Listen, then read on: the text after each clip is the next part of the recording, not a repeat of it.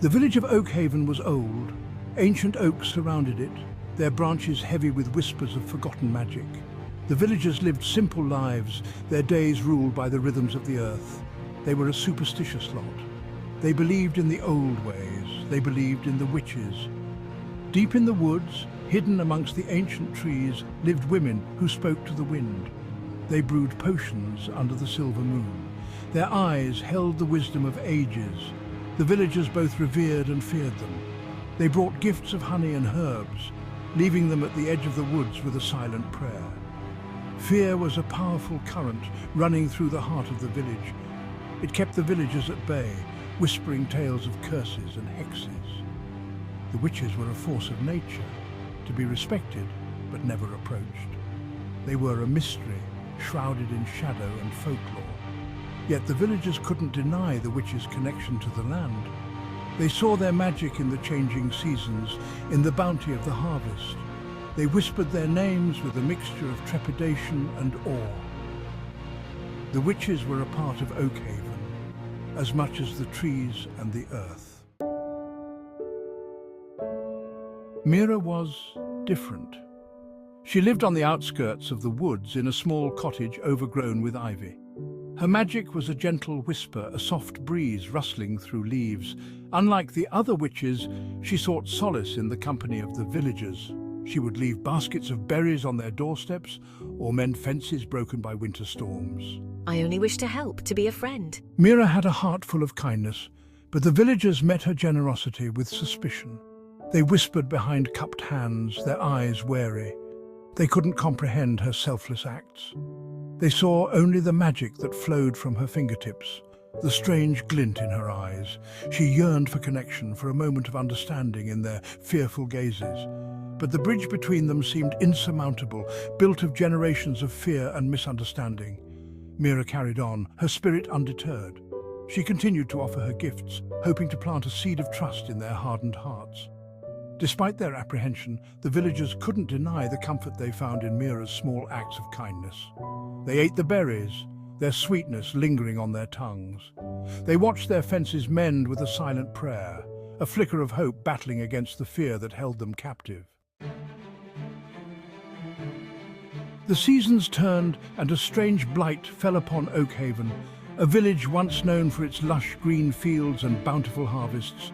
The crops withered, their once vibrant green turning to a sickly yellow, as if the life had been drained from them overnight.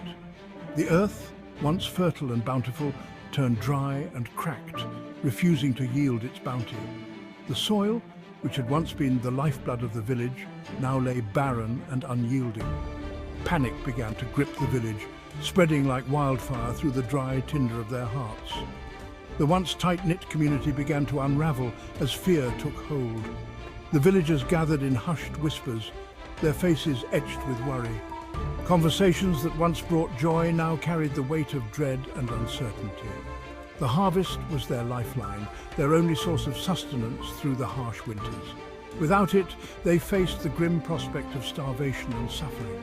As the days grew shorter and the first chill of autumn touched the air, their fear turned to desperation. The cold winds seemed to carry whispers of doom. Accusatory whispers began to circulate, their eyes falling upon Mira. The villagers, desperate for someone to blame, turned their suspicions towards her.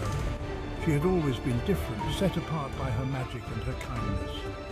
Mira, with her gentle heart and mysterious powers, had always been an enigma to the villagers. They remembered the strange lights that flickered in her cottage window, lights that seemed to dance with an otherworldly glow. The whispers of the wind that seemed to follow her wherever she went, adding to the aura of mystery that surrounded her. Fear, like a venomous serpent, coiled around their hearts. It tightened its grip, feeding on their anxieties and insecurities. It whispered doubts in their ears, poisoning their thoughts. The serpent of fear sowed seeds of mistrust and suspicion. It's her doing, I just know it. She brought this blight upon us.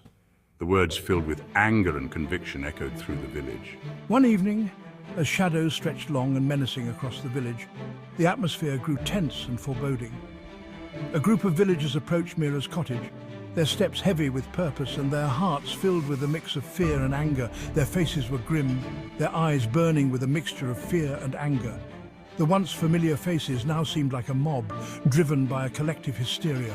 They carried torches, their flames casting flickering shadows that danced menacingly against the encroaching darkness. The light from the torches seemed to flicker with the intensity of their emotions, casting eerie shadows that mirrored their inner turmoil.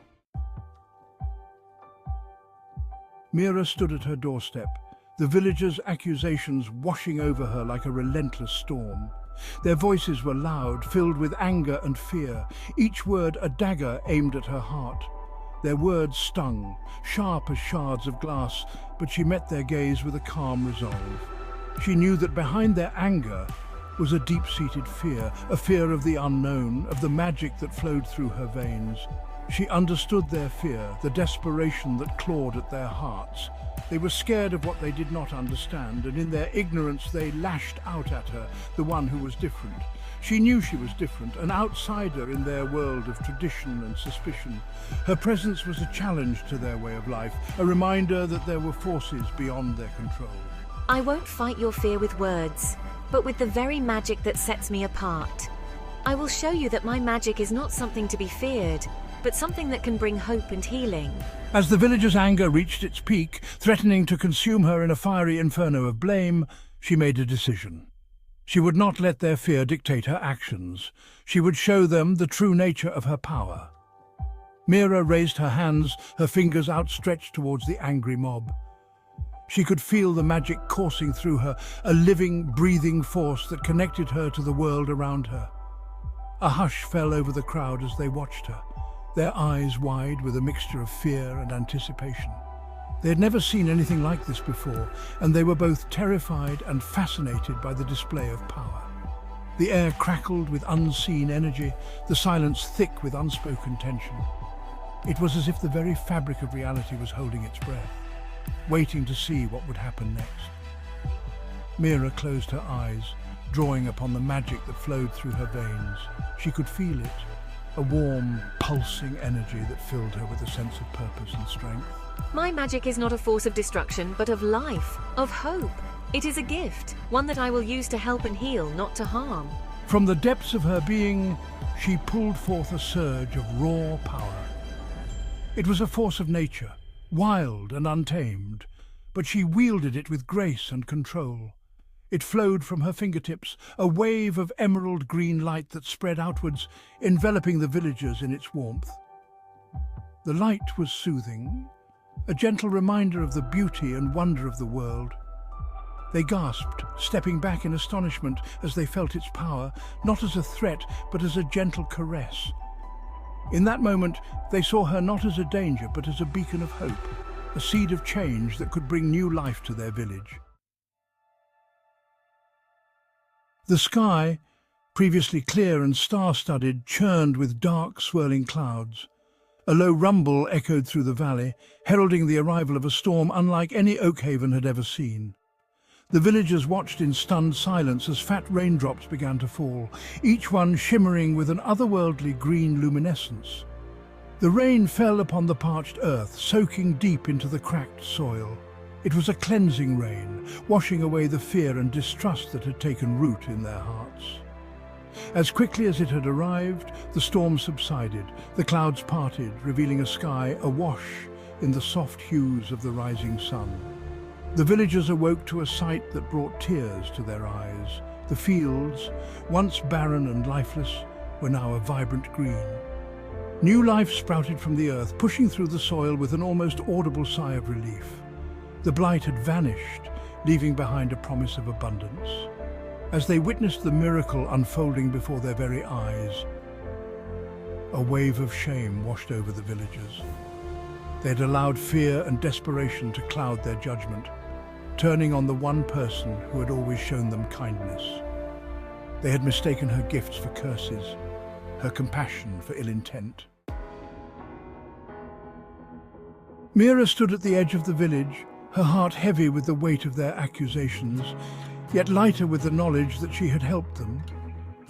The village of Oakhaven had always been wary of her, seeing her as an outsider, a witch with powers they couldn't understand. She saw the remorse in their eyes, the dawning realization of their error.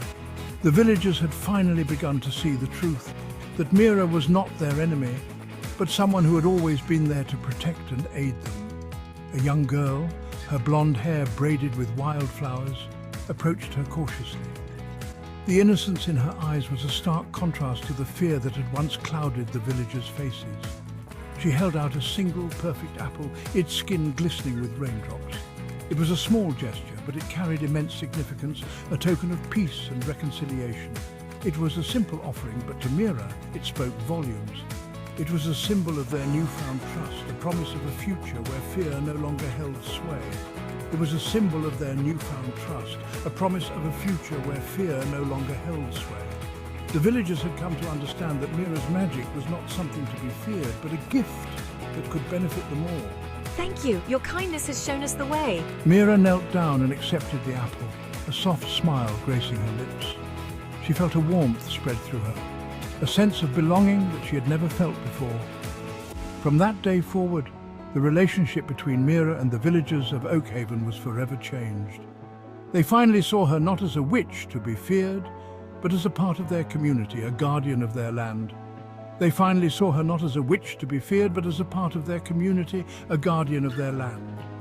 Mira's presence became a source of comfort and strength for the villagers. They came to her for guidance, for healing, for the comfort that only she could offer. Her knowledge of herbs and remedies became invaluable, and her wisdom was sought after by all. Mira, can you help me with this? Your expertise is needed. The old fears lingered, whispers from a forgotten time, but they were fading, replaced by a growing respect and understanding. The villagers began to share stories of Mira's kindness, her bravery, and her unwavering dedication to their well-being. The villagers learned to look beyond the surface, to see the heart that beat beneath the cloak of magic. They realized that Mira's true power lay not in her spells, but in her compassion and her willingness to help those in need. Mira, once an outcast, became a symbol of hope, a testament to the power of compassion to bridge even the deepest divides. Her journey from feared witch to beloved guardian was a story that would be told for generations, a reminder that understanding and acceptance could transform even the most divided communities.